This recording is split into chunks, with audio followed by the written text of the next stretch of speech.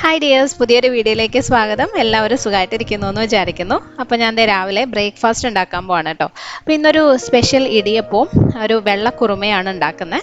അപ്പോൾ അതിനായിട്ട് ഞാൻ കുറച്ച് ഗ്രീൻ പീസ് ഇന്നലെ രാത്രി തന്നെ വെള്ളത്തിലിട്ട് വെച്ചിട്ടുണ്ടായിരുന്നു. ഏകദേശം 1 കപ്പ് ഗ്രീൻ പീസാണ്.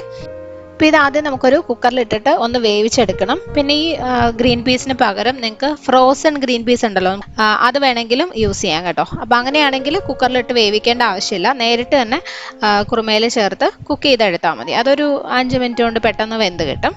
ഓക്കെ, അപ്പോൾ ഇതിനകത്തോട്ട് ഇനി കുറച്ച് വെള്ളവും കൂടി ഒഴിക്കാം. ഏകദേശം ഒരു 1.5 കപ്പ് വെള്ളം ഒഴിച്ചിട്ടുണ്ട്. ഇതിൽ പാകത്തിനുള്ള ഉപ്പും കൂടി ഇട്ടിട്ട് അടച്ചു വെച്ച് ഒരു 1 അല്ലെങ്കിൽ 2 വിസിലാണ് ഞാൻ വേവിക്കുന്നത് കേട്ടോ. അപ്പം ഞാൻ എടുത്തിരിക്കുന്ന ഈ ഗ്രീൻ പീസ് ഉണ്ടല്ലോ പെട്ടെന്ന് വേവും. ഇന്നലെ രാത്രി തന്നെ കുതിർത്തും കൂടി വെച്ചതായതുകൊണ്ട് ഒരു വിസിലൊക്കെ തന്നെ വെന്ത് കിട്ടും. ഗ്രീൻ പീസ് കുറച്ചൊന്ന് വേവ് കൂടിക്കഴിഞ്ഞാൽ വല്ലാതെ അങ്ങ് ഉടഞ്ഞു പോകും, അറിയാമല്ലോ. അതിൻ്റെ തൊലിയൊക്കെ ഇങ്ങനെ ഇളകി വന്ന് ഒത്തിരി അങ്ങ് ഉടഞ്ഞു പോകും. അപ്പം അതുകൊണ്ട് നിങ്ങൾ യൂസ് ചെയ്യുന്ന ഗ്രീൻ പീസിനനുസരിച്ച് മാത്രം വേവിച്ചാൽ മതി. എത്ര സമയം കുതിർക്കുന്നു എന്നൊക്കെ നോക്കിയിട്ട് കേട്ടോ. അപ്പം ഞാൻ ഒരു വിസിൽ വന്നപ്പോൾ തന്നെ ഇത് ഓഫ് ചെയ്ത് വെക്കുകയാണേ.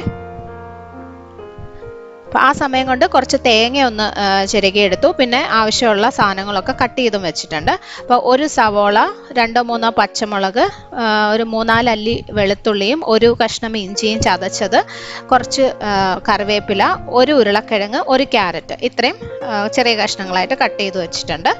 ഓക്കെ, അപ്പോൾ ഇനി നമ്മൾ കറി ഉണ്ടാക്കുന്ന ഒരു പാൻ വെക്കുകയാണ്. പാനിലോട്ട് കുറച്ച് എണ്ണ ഒഴിച്ചിട്ട് അതിനകത്തേക്ക് ഒരു 2 ചെറിയ കഷ്ണം പട്ട, ഒരു 4-5 ഏലക്ക, 4-5 ഗ്രാമ്പു, ഇത്രയും ഇട്ടു. ഇനി നമ്മൾ കട്ട് ചെയ്ത് വെച്ച ഒരു സവോളയും പച്ചമുളകും ഇഞ്ചി വെളുത്തുള്ളി ചതച്ചതും ഇത്രയും ഇട്ട് കൊടുക്കാം. എല്ലാം ഒരുമിച്ച് തന്നെ ഇട്ടിട്ട് നല്ലപോലെ ഒന്ന് വഴറ്റിയെടുക്കുക. ഇത് സ്റ്റൂ ആയതുകൊണ്ട് ഒരുപാട് നിറമൊന്നും മാറേണ്ട ആവശ്യമില്ല. സവോള നല്ലതായിട്ടൊന്ന് വാടണം. പിന്നെ ഇഞ്ചിയുടെയും വെളുത്തുള്ളിയുടെയും ആ ഒരു പച്ചപ്പൊന്ന് മാറുകയും വേണം, അത്രേ ഉള്ളൂ. പിന്നെ ഇതിനകത്ത് നമ്മൾ എരിവിനായിട്ട് വേറെ പൊടികളൊന്നും ചേർക്കുന്നില്ല കേട്ടോ. അപ്പോൾ ഈ പച്ചമുളകിൻ്റെ എരിവായിരിക്കും ഉണ്ടാവുന്നത്. അപ്പം അതിനനുസരിച്ച് മുളക് എത്രയാണെന്ന് വെച്ചാൽ നിങ്ങൾക്ക് ചേർത്ത് കൊടുക്കാം. അപ്പോൾ നല്ലപോലെ വാടിക്കഴിയുമ്പം നമ്മൾ എടുത്തു വച്ചിരിക്കുന്ന ഉരുളക്കിഴങ്ങും ക്യാരറ്റും ഇട്ട് കൊടുക്കുകയാണ്. ഞാൻ നേരത്തെ പറഞ്ഞ പോലെ ഫ്രോസൺ ഗ്രീൻ പീസാണ് ഈ സ്റ്റൂവിൽ ഉപയോഗിക്കുന്നതെങ്കിൽ ഈ സമയത്ത് തന്നെ ഗ്രീൻ പീസും കൂടി ഇട്ട് കൊടുത്താൽ മതി. കുറച്ച് കറിവേപ്പിലയും കൂടി ഇട്ടിട്ട് നല്ലപോലെ മിക്സ് ചെയ്തെടുക്കുക. ഒരുപാട് വഴറ്റണ്ട, എല്ലാം കൂടി ഒന്ന് മിക്സ് ചെയ്താൽ മതി. ഇതിന് വേണ്ടി കുറച്ച് ഉപ്പിട്ടിട്ടുണ്ട്.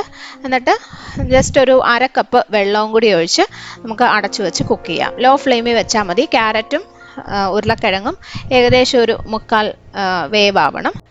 അപ്പോൾ അത് വേവുന്ന സമയം കൊണ്ട് നമുക്കൊരു അരപ്പ് റെഡിയാക്കണം. അപ്പോൾ അതേ ഒരു മിക്സി ജാറിലോട്ട് ഒരു 1/4 കപ്പ് തേങ്ങ ചേർത്ത് കൊടുക്കുകയാണെ. നമ്മളിതിനകത്ത് തേങ്ങ പാലല്ല, അരച്ച് ചേർത്താണ് ചെയ്യുന്നത് കേട്ടോ. അതിനകത്തേക്ക് ഒരു ചെറിയ കഷ്ണം പട്ട ഞാനൊരു 2ആയിട്ടൊന്ന് മുറിച്ചിട്ടിട്ടുണ്ട്. 4-5 ഏലക്കയും 4-5 ഗ്രാമ്പും ഇട്ടു. പിന്നെ ഇതിനകത്ത് കുറച്ച് പൊട്ടുകടലയും കൂടി ചേർക്കുന്നുണ്ട്. നമ്മൾ ഈ മിക്സറിലൊക്കെ കിടക്കുന്ന സാധനമാണ് പൊട്ടുകടല. കടലപ്പരിപ്പല്ല, ഇത് എല്ലാ കടകളിലും വാങ്ങിക്കാൻ കിട്ടുന്നതാണ്. അത് ഒരു 2 ടേബിൾ സ്പൂൺ ചേർക്കുകയാണെങ്കിൽ നല്ല ടേസ്റ്റാണ്. അപ്പോൾ അഥവാ ഇല്ലാന്നുണ്ടെങ്കിൽ നിങ്ങൾക്ക് ഒഴിവാക്കാം. ഇതിന് പകരം വേണമെങ്കിൽ ഒരു 4-5 കാഷ്യൂനട്ട് ചേർത്താലും നല്ലതാണ് കേട്ടോ. അപ്പം നിങ്ങളുടെ കയ്യിലുള്ളതുപോലെ ചെയ്താൽ മതി. കുറച്ച് വെള്ളവും കൂടി ഒഴിച്ചിട്ട് ഒട്ടും തരിയില്ലാതെ ഇതുപോലെ നല്ല സ്മൂത്ത് ആയിട്ട് അങ്ങ് അരച്ചെടുക്കണം.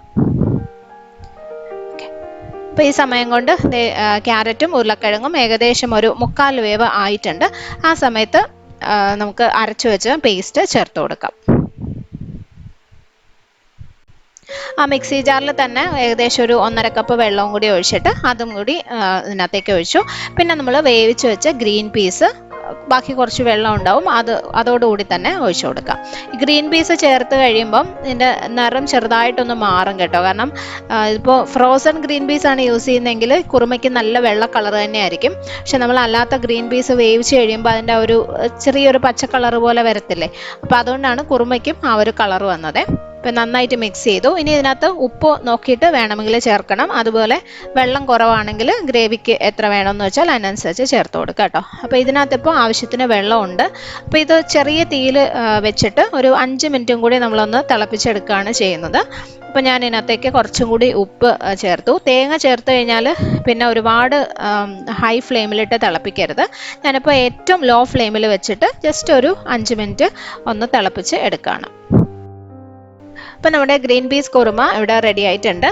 ഓക്കെ, ഇത് നിങ്ങൾക്ക് ഈ ഗ്രീൻ പീസ് വെക്കുന്ന സമയം കൊണ്ട് തന്നെ ഇടിയപ്പം റെഡിയാക്കാം. അങ്ങനെയാണല്ലോ നമ്മൾ സാധാരണ ചെയ്യുന്നത്. ഞാനിപ്പോൾ ഈ വ്ളോഗിൽ കാണിക്കുമ്പോൾ എല്ലാം കൂടി മിക്സ് ചെയ്ത് കാണിക്കാത്തതാണ് കേട്ടോ. കാരണം പിന്നെ എപ്പോഴെങ്കിലും റെസിപ്പി നോക്കുമ്പോൾ അതൊരു ബുദ്ധിമുട്ടായിരിക്കും.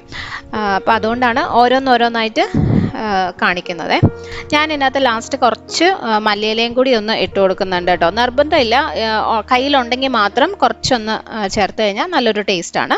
ഈ കുറുമ അപ്പത്തിനും ഇടിയപ്പത്തിനും അതുപോലെ പൊറോട്ടയ്ക്കും ഒക്കെ നല്ലൊരു കോമ്പിനേഷനാണ് കേട്ടോ. നമുക്ക് ഈ ശരവണ ഭവൻ പോലുള്ള വെജിറ്റേറിയൻ ഹോട്ടലുകളിലൊക്കെ പൊറോട്ടയുടെ കൂടെ കിട്ടുന്ന വെള്ള കുറുമയാണ്. നിങ്ങൾ ട്രൈ ചെയ്ത് നോക്കണം, അടിപൊളിയാണ്. അപ്പോൾ ഞാനത് മാറ്റി വെച്ചു. അടുത്തതിന് ഇടിയപ്പം ഉണ്ടാക്കാൻ പോവാണ്. അപ്പോൾ ഒരു 2 കപ്പ് വറുത്ത അരിപ്പൊടി ഒരു ബൗളിലോട്ട് എടുക്കുകയാണേ. ഞാനിപ്പോൾ ബ്രാഹ്മിൺസിൻ്റെ അപ്പം ഇടിയപ്പം പൊടിയാണ് യൂസ് ചെയ്തിരിക്കുന്നത്.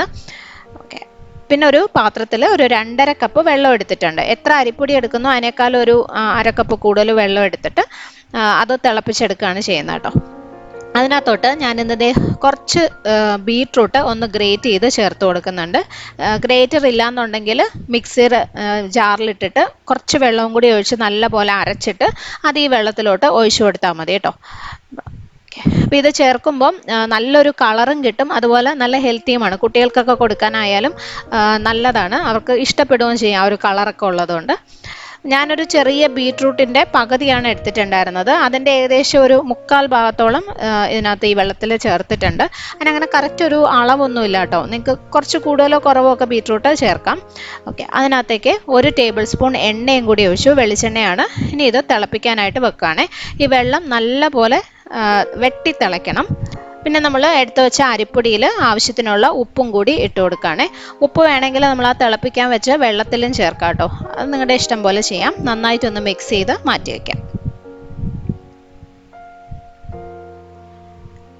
അപ്പോൾ വെള്ളം തിളയ്ക്കുന്ന സമയം കൊണ്ട് ഞാൻ ആ ഇടിയപ്പത്തിൻ്റെ തട്ടിൽ കുറച്ച് തേങ്ങയൊക്കെ ഒന്ന് ഇട്ട് റെഡിയാക്കി വെക്കുകയാണ്.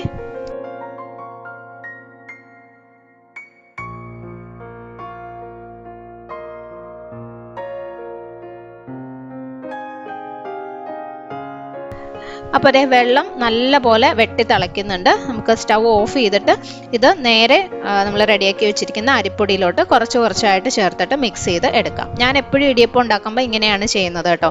വെള്ളത്തിലോട്ട് പൊടി ചേർക്കാറില്ല. ആവശ്യത്തിന് പൊടി എടുത്തിട്ട് അതിനകത്തേക്ക് കുറച്ചായിട്ട് നല്ല തിളച്ച വെള്ളം ചേർത്ത് മിക്സ് ചെയ്തെടുക്കുക ചെയ്യുന്നത്. അങ്ങനെ ചെയ്യുമ്പം നമുക്ക് ആ ഒരു അളവ്, അതിൻ്റെ ഒരു പാകം കറക്റ്റായിട്ട് കിട്ടും. ചിലപ്പോൾ വെള്ളത്തിൽ ചേർക്കുമ്പം കട്ടി കൂടിപ്പോവും, അല്ലെങ്കിൽ ഒത്തിരി കുഴഞ്ഞു പോവും, അങ്ങനത്തെ പ്രശ്നമൊക്കെ വരാറുണ്ടല്ലോ. അപ്പോൾ അതുകൊണ്ട് എനിക്ക് എപ്പോഴും ഇതാണ് സൗകര്യമായിട്ട് തോന്നിയിട്ടുള്ളത്. നല്ല തിളച്ച വെള്ളം തന്നെ ചേർക്കാനായിട്ട് ശ്രദ്ധിക്കണം, അത്രേ ഉള്ളൂ. അപ്പോൾ മാവ് ഞാൻ കുഴച്ചെടുത്തു. ഏകദേശം 2.25 കപ്പ് വെള്ളമാണ് ഞാൻ ചേർത്തത്. കണ്ട, ഒരു 1/4 കപ്പ് ബാക്കിയുണ്ട്. ഒത്തിരി കട്ടിയുമല്ല, എന്നാൽ ഒരുപാട് സോഫ്റ്റും അല്ലാത്ത മാവായിട്ട് ഇതുപോലെ കുഴച്ചെടുക്കുക. ഈ ഒരു പരുവത്തിൽ ചെയ്ത് കഴിഞ്ഞാൽ നമുക്ക് എളുപ്പത്തിൽ ചുറ്റിക്കാൻ പറ്റും. അല്ലാതെ ഒരുപാട് കട്ടിയായി പോകത്തില്ല. അപ്പോൾ ഇടിയപ്പം ചുറ്റിച്ച് നമുക്ക് കൈയൊന്നും വേദനിക്കുന്ന ഒരു പ്രശ്നമൊന്നും വരില്ല കേട്ടോ. അപ്പോൾ അത് ഞാൻ സേവാനാഴിയിൽ ഇട്ടിട്ടുണ്ട്. ഇനി ഇത് ചുറ്റിച്ചെടുക്കാം.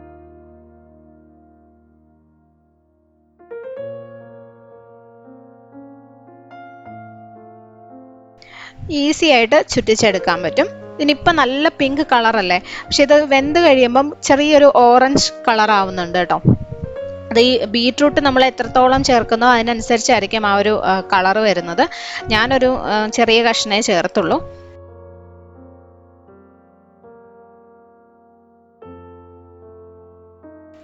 ഇതൊരു 5 മിനിറ്റ് ആവിയിൽ വേവിച്ചെടുത്താൽ മതി.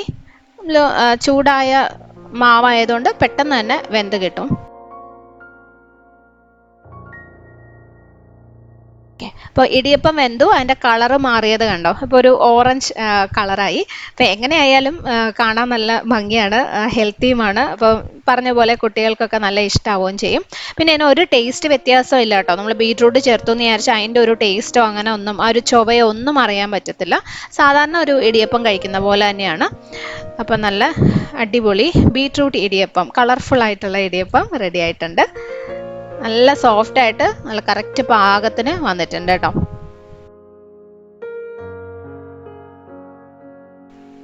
അപ്പോൾ ഈ ബ്രേക്ക്ഫാസ്റ്റ് നിങ്ങൾക്ക് ഇഷ്ടമായിട്ടുണ്ടാവുമെന്ന് വിചാരിക്കുന്നു. റെസിപ്പീസ് രണ്ടും ട്രൈ ചെയ്ത് നോക്കണം കേട്ടോ. ഞാനിതൊരു കോമ്പിനേഷനായിട്ട് കാണിച്ചു എന്നേ ഉള്ളൂ. നിങ്ങൾക്ക് ഞാൻ പറഞ്ഞ പോലെ കുറുമ അപ്പത്തിൻ്റെ കൂടെയോ പൊറോട്ടയുടെ കൂടെയോ ചപ്പാത്തി എല്ലാത്തിൻ്റെയും കൂടെ ട്രൈ ചെയ്ത് നോക്കാം. ഇടിയപ്പം ആയാലും മുട്ടക്കറിയുടെ കൂടെ ഒക്കെ ഉണ്ടാക്കാം. അപ്പോൾ ഏതായാലും ഉണ്ടാക്കി നോക്കുമ്പോൾ അഭിപ്രായം അറിയിക്കുക. ഈ റെസിപ്പി നിങ്ങൾക്ക് ഇഷ്ടമായെങ്കിൽ ഫ്രണ്ട്സുമായിട്ടും ഫാമിലിയായിട്ടൊക്കെ ഷെയർ ചെയ്യാൻ മറക്കരുത്. അതുപോലെ സബ്സ്ക്രൈബ് ചെയ്തിട്ടില്ലാത്തവരുണ്ടെങ്കിൽ ഒന്ന് ചെയ്ത് സപ്പോർട്ട് ചെയ്യണേ. അടുത്തൊരു നല്ലൊരു വീഡിയോ ആയിട്ട് നമുക്ക് വീണ്ടും കാണാം. Bye friends, thank you for watching.